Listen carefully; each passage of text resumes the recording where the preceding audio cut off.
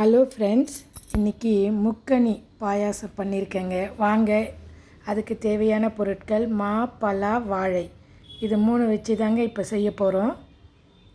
நான் 1 லிட்டர் பால் வாங்கி அதை 1/2 லிட்டராக நல்ல சுண்ட காய்ச்சிருக்கேங்க. இந்த பதத்தில் நம்ம ஒரு 1/2 கப் அளவுக்கு வெல்லம் சேர்க்க போகிறேன். நாட்டு சர்க்கரை இல்லை சர்க்கரை எது இருந்தாலும் சேர்த்துக்கலாங்க. அது நல்லா வெல்லம் கரைஞ்சி வந்ததும் ஒரு 5 நிமிஷம் நல்லா கொதிக்கிட்டேங்க. பால் நல்லா திக்காகட்டும். இப்போ அதை சில்னஸ் பண்ணலாம். நான் மாம்பழத்தை சின்ன சின்ன பீஸாக கட் பண்ணி பேஸ்ட்டு பண்ண போகிறேங்க. அந்த பேஸ்ட்டை தான் இப்போ நான் அந்த ஆற வச்ச பாலில் மிக்ஸ் பண்ணுறேன். இதே போல் வாழைப்பழம் அதையும் நான் பேஸ்ட் பண்ணிக்கிறேங்க. அதையும் இதில் ஆட் பண்ண போகிறேன்.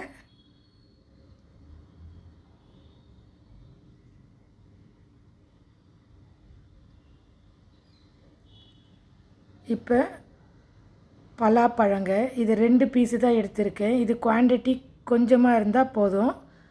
இது கொரகொரப்பாக அரைச்சி சேர்க்குறேங்க. நம்ம பாயாசம் குடிக்கும்போது அங்கங்கே மென்று சாப்பிட்ற மாதிரி நல்ல டேஸ்ட்டாக இருக்குங்க இந்த பாயாசம். இதை ஒரு சேர விஸ்கு வச்சு நல்லா மிக்ஸ் பண்ணணுங்க. ரஞ்சனி அஞ்சரை பெட்டி சேனலை லைக் பண்ணுங்கள், ஷேர் பண்ணுங்கள், கமெண்ட் பண்ணுங்கள், சப்ஸ்கிரைப் பண்ண மறந்துடாதீங்க ஃப்ரெண்ட்ஸ். இது ஷெஃப் தீனா செஞ்சுருந்த டிஷ்ஷை தாங்க பார்த்து செஞ்சுருந்தேன். நிஜமாலுமே நல்லா வந்திருக்குங்க, டேஸ்ட்டாக இருக்குது. இப்போ ஒரு 1/2 டீஸ்பூன் அளவுக்கு கீ சேர்க்குறேன். கொஞ்சமாக திராட்சை, காஞ்ச திராட்சை ஆட் பண்ணுறேங்க. கொஞ்சமாக கேஷ்யூ நட் அதையும் ஆட் பண்ணுறேன். இதுக்கு பாதாம், பிஸ்தாவை நான் பொடி பண்ணி வச்சுருக்கேங்க. அதையும் கொஞ்சம் ஆட் பண்ணுறேன். நட்ஸ் எல்லாம் நம்மளோட விருப்பம்தாங்க, எவ்வளோ வேணால் சாப்பிடலாம். நல்லா ஒரு தடவை கலந்து விட்டு ஒரு 15 நிமிஷம் ஃப்ரிட்ஜில் வைக்கணுங்க. இது சில்லுன்னு குடித்தாதான் இது சூப்பராக இருக்குங்க இந்த பாயாசம். இப்போ ஒரு 20 நிமிஷம் நான் ஃப்ரிட்ஜில் வச்சு எடுக்க போகிறேங்க. 20 நிமிஷம் ஆயிடுச்சு.